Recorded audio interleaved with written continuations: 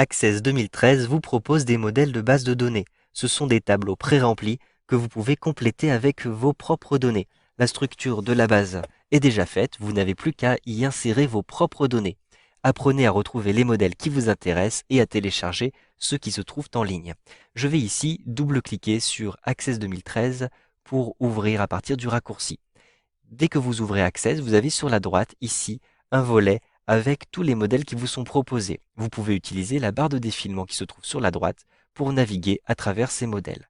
Vous voyez que par exemple, vous avez ici des contacts et vous avez plus bas encore à nouveau des contacts. Mais l'icône est différente. Vous avez un petit globe qui apparaît ici sur ce modèle de contact. Si je clique dessus, je me rends compte qu'il s'agit d'une application, une base de données que vous pourrez remplir en ligne puisque vous avez ici l'emplacement web que vous pouvez choisir. Pour l'instant, je ne vais pas choisir ce type de base de données, je vais fermer et je vais retrouver une base de données locale. Donc, vous voyez que dans cette petite icône, la feuille est vide.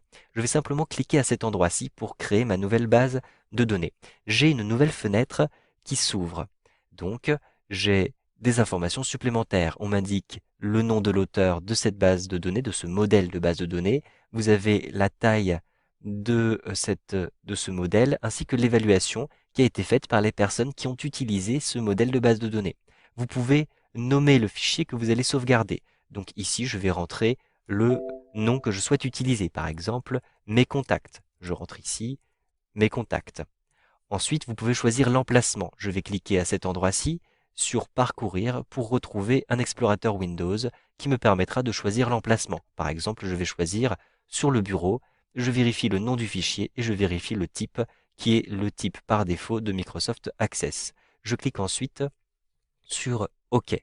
Pour créer ma base de données, maintenant que j'ai choisi ces informations, je clique simplement ici sur Créer. Et au bout d'un instant, vous avez votre base de données qui est créée, qui est téléchargée et qui est créée. Si vous téléchargez comme ceci des modèles, vous avez un avertissement de sécurité. Donc si vous êtes sûr de l'utilisation de ce modèle, vous allez activer le contenu tout simplement. Et vous avez maintenant votre nouvelle base de données qui est créée. Vous pouvez la remplir comme vous le souhaitez.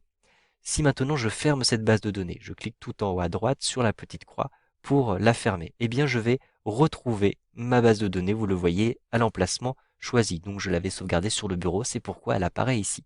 Je double-clique pour ouvrir ma base de données à nouveau.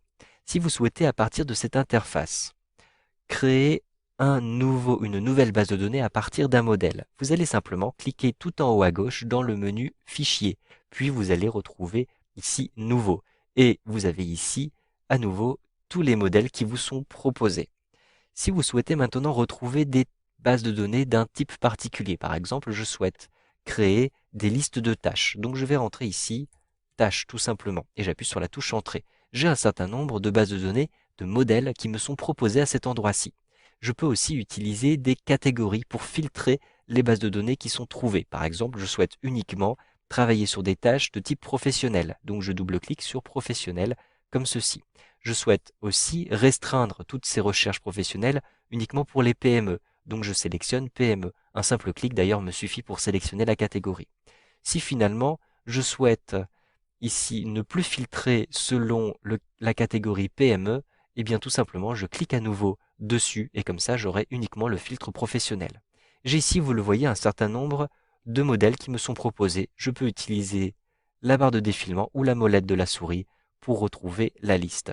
Ensuite, je souhaite créer simplement une base de données de type tâche. Donc je vais cliquer à cet endroit-ci.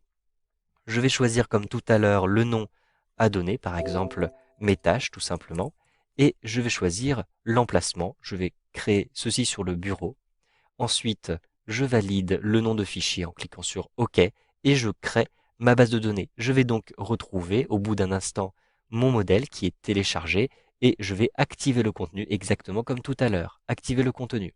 Ensuite, je retrouve, vous le voyez, un modèle. C'est-à-dire que j'ai des éléments qui me sont proposés à l'avance. Par exemple, je peux choisir le type de priorité haute, normale, basse. Je peux retrouver le statut et je vais choisir le statut qui m'est proposé à l'avance. J'ai des colonnes qui sont déjà préformatées en pourcentage, en date, etc. Donc vous allez gagner beaucoup de temps lors de la création de vos bases de données en utilisant les modèles.